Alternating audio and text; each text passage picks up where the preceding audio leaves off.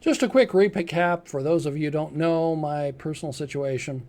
Right after Thanksgiving, I went into the hospital in the emergency room because I could hardly walk without being extremely dizzy, and I had a problem breathing, shortness of breath, really bad. And um, it was because I was extremely anemic, and that was caused by colon cancer. So on December 2nd, they took out 12 inches of my uh, large intestine and 6 inches of my small intestine, did a colon resection, so I don't have an ostomy or anything like that. That was interesting. And it's done laparoscopically, so you get little holes in your belly, and then a large hole where they have to take everything out, where they have to pull out the intestine. So that's a large thing. And then they categorized it, and I was categorized as stage 4 colon cancer. Now, for those of you who don't know, stage 4 is the worst stage of colon cancer. And it doesn't have a very good mortality rate. So was a little depressing. But the doctor says, I think I got all the cancer that I could see. So then the next thing they do is they run it's a PET and CT scan that checks to see if they can find any more cancer in your body. They inject radioactive sugar, and you wait a while, and then they see how the sugar is absorbed, because that most cancers will absorb the sugar and show up with a radioactive trace. And they also do the blood test, which is to check. There's proteins that show up in the blood from metastasized cancer. And yesterday I got some very good news. Both of those were negative. The PET scan shows that it hasn't shown up anywhere, and the same thing with the test for the blood test, that it showed up negative. So I was a little bit of sinuses, I guess, still. That was very good. The day before yesterday, they put a little port in me, and I got the little pamphlet. Let me get that in for what's called a power port. It's a little titanium. The doctor showed it to me, and you can go online. It's a little titanium device. It's made of titanium, so it doesn't set off metal detectors as easily. And it's a small little device that sits under the skin, and it has a plastic or rubberized plastic top, and then it has a little catheter that goes down and plugs into, in me, it's my superior vena cava, and then it's placed right under the skin, so they can put things in me and out of me without having to go find a vein. And that's actually a very good thing, because when I was in the hospital, the hematologist told me I'm what's called a hard stick, that it's hard to find my veins. They can find some of them, but it was just, and I got bruised up from trying to find veins, and it was just difficult. So the port solves all that. So yesterday I started on my chemo, and I'm still on my chemo, and we'll talk about that in a second. So the chemo, I start with 4 drugs, and I'll put links down below to them that I've got. The first one is oxaliplatin. I got to read these names. I'm going to butcher the pronunciation of these. And leucovorin is the other one. And then it's fluorouracil, or it's got a common name of 5FU. I kind of like that one, 5FU. Anyway, so for those who've never had chemo, and I've never had chemo, particularly for colon cancer, you go in, doctor checks your labs, and read your labs, and then They start you on the infusion. You go into the infusion room, and you're in the infusion room for 2 hours. And what they do is that they make sure you get your connection to your port, and they will then start pumping in the first two drugs, the oxaliplatin and the levocorvin or whatever. And you're sitting in a chair. They've got chairs for you to sit in. You've got the IV going up into to a pump machine, and you can walk around. You can do things. You can get on the cell phone. I had a conference call with work yesterday, so anything you can do with like if you bring your laptop or whatever, and you can do anything you need. It's you're right there. It's just you've got a machine that if you have to get up and walk around, you got to take the pole and walk with it, and it's got a battery, so it'll fine. And normally you plug it in the wall when you're there because the batteries last maybe an hour, I guess. But it's best to leave them plugged in, and then unless you need to get up and go to the restroom or whatever, or walk around, just get some fresh air. You can stay in the infusion center or whatever. Some people get, depending upon what their level of treatment is, that the infusion can affect them. I didn't see any effects at all of that during that maybe some tiredness, but we'll talk more about tiredness in a minute. Then after you get off the infusion, that's 2 hours long, they put you on the 5FU, and the 5FU is you're on for 46 hours, and they give you this little bag, and it's got this is the IV that goes up and into my chest, and it plugs into the port, and that runs for 46 hours. So then I can go home. I can drive home, sit down, do whatever I need to. If I cover this up and keep the core, you can evidently keep the battery and such out of the shower. I can shower, I can do whatever I need to do like that. And then after 46 hours, someone comes home and disconnects you because it's a little bit, I can't do that.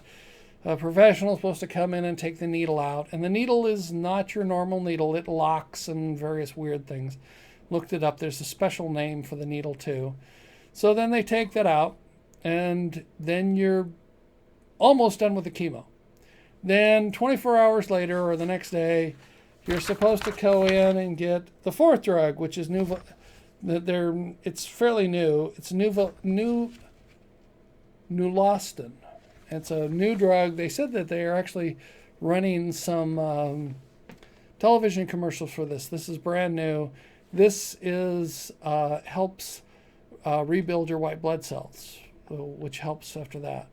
So chemotherapy is a little bit onerous in that on Mondays I need to go in and get my labs drawn, which is easy. You go in there and they just stick the little thing in the port and draw the labs. So that's not a major thing. The big thing is sitting around the waiting room to get called in to get your labs. Then on Wednesday, you go in and you got to meet with the doctor. The doctor will read your labs, see if there's any reason to change your process. And then you'll spend 2 hours in the infusion room. Then you can go home and things like that. So for me, it's going to be Monday. I'm going to get my labs drawn. Wednesday, in theory, I start the chemo. Then that starts on Wednesday, Thursday, then Friday. Is it Friday? Yeah, I guess.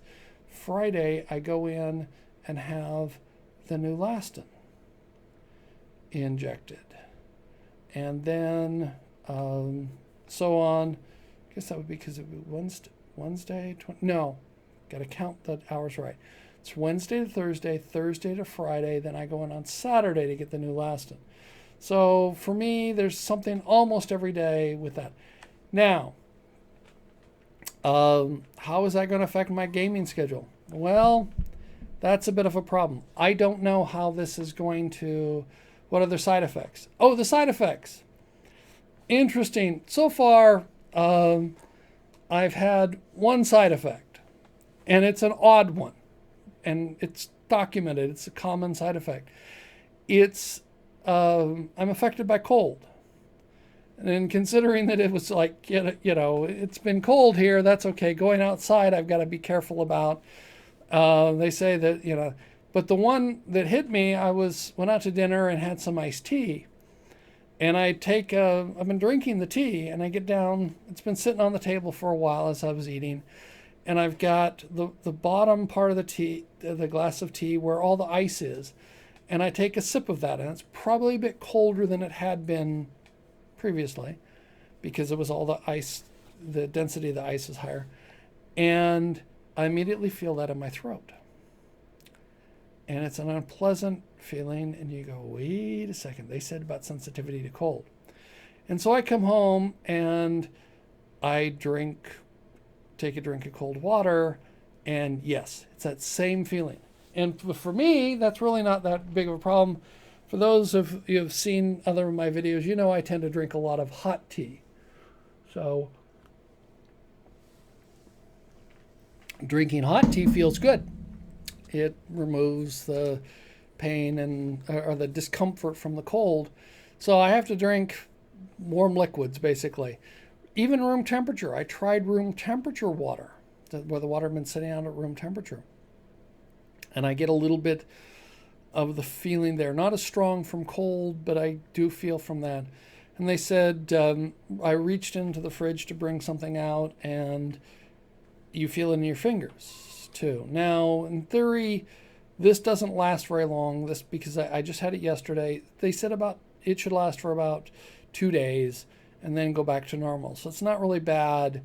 You just have to be careful about going out in the cold, getting exposed to cold. They said some people have to wear gloves to even get in the refrigerator. It hasn't been there. When I pick something up out of the refrigerator, I feel it in my fingers. I notice something in my fingers. So it does make you much more sensitive to cold. But other than that, it's a weird side effect that I wasn't quite expecting to me, but that's it. So I thought I'd give some update on what's going on with chemotherapy. And so I'm going to call this one Chemo 1. I'm going to do one. I've got 11 more of these in theory, because at the end of that, unless something happens or they detect something else, then I should be back to normal. Well, that's 6 months, because I do it every other week. So I'd love to hear from any other people, particularly those who've either went through this, who are going through this, or going through something similar. But I thought I'd put together a little video called Chemo. I'm going to call this one Chemo 1, and there'll be a total of, in theory, if everything works right, a total of 12 of these. So it's, I'm really happy that I got chemo going. It hasn't been very challenging. I haven't had, got one weird side effect, and it's, I feel better than have felt in years, because I may have had the cancer for a while. Nobody can say for sure, but I may have had it for a while, because it was, and the effects of anemia, which is what the cancer was causing, are so subtle that it's hard to pin it on anemia.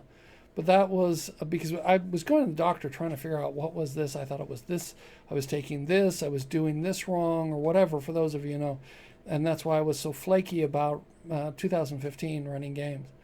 One of the reasons I had lots of things going on in 2015. Hopefully that'll be better. But I'm not sure about how I'm going to getting the gaming back up, because I don't know all the schedule. I may try and run one this weekend. I haven't decided yet. And we'll see how that goes. So I'm on my chemo, and we'll have some fun. So if you've gone through this, if you know somebody else who's gone through it, or is going through it, or will need to go through it, I'd love to hear from you, to hear some comments, what you think about it. And we'll go from there.